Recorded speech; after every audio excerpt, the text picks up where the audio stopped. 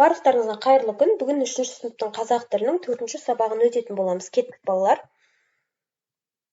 Бүгінгі 1-ші жаттығу, 15-ші жаттығу тыңда, тақырып пен сурет бойынша мәтін мазмұнын болжа дейді.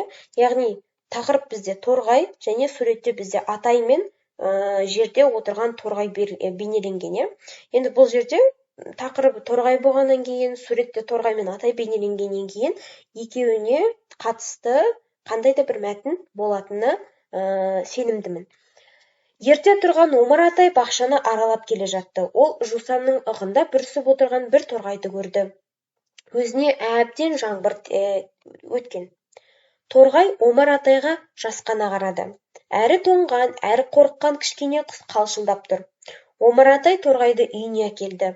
Алдына ыдысқа салып жем әкеп қойды. Торғай жемді жемеді.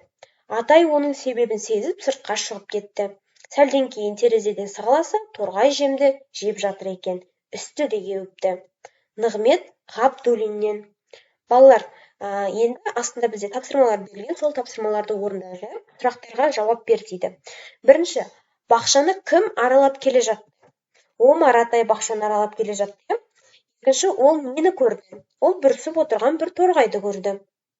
Үшінші, торғай неліктен Омар атайға жалтақтап қарай берді? Себебі торғайға жаңбыр өтіп, қарны ашып тұрған болатын. Төртінші, оқиға жылдың қай мезгілінде болған деп ойлайсың? Оны неден байқадың? Оқиға күзде болды деп ойлаймын, себебі жаңбыр жауып тұрған болатын, балалар.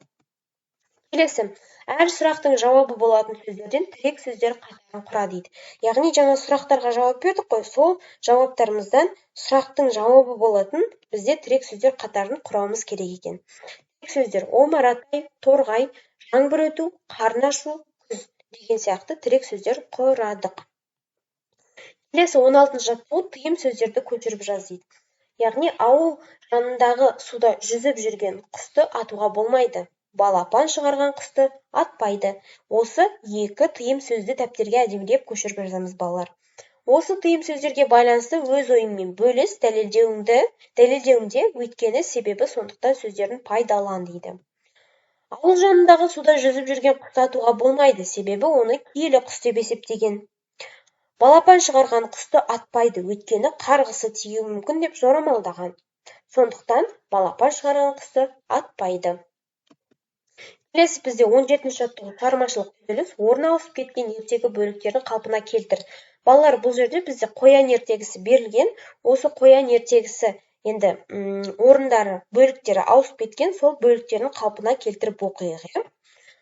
Қоян күндегі әдеті бойынша іннен қашып кіреді. Әркім қуа бергеніне қорланып, ол қатты ыза болады. Мен көрінген нәрседен сескенем.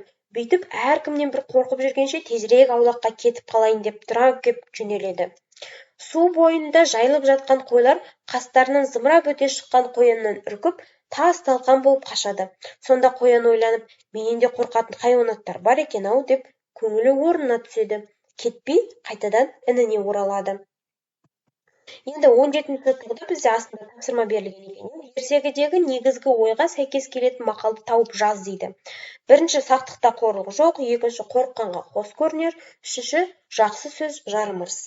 Балалар, енді бұл жерде мен қорыққанға қос көрінер мақалын таңдадым, себебі бұл жерде бізде қоян сескенеді, қорқады, бірақ өзінің жаңағы қойлар, яғни қояннан қорқатын хайуанаттар да бар екен білгеннен кейін қайтадан ол үйіне оралады.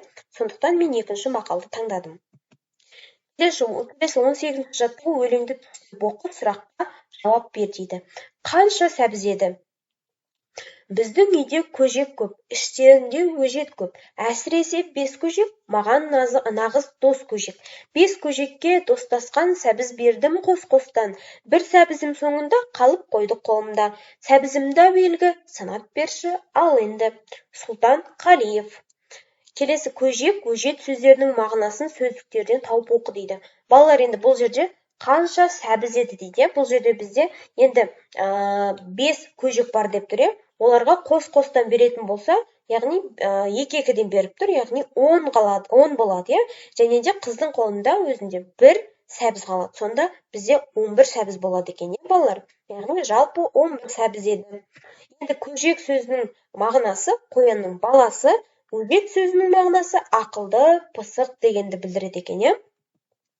Балалар, осымен бізде сабақ аяқталды. Келесі кездескенше сау болыңдар. Біздің арнамызға тіркеліп алыңыздар. Күнделікті қазақ тілінен, математикадан сабақтарды шығарып отырамыз.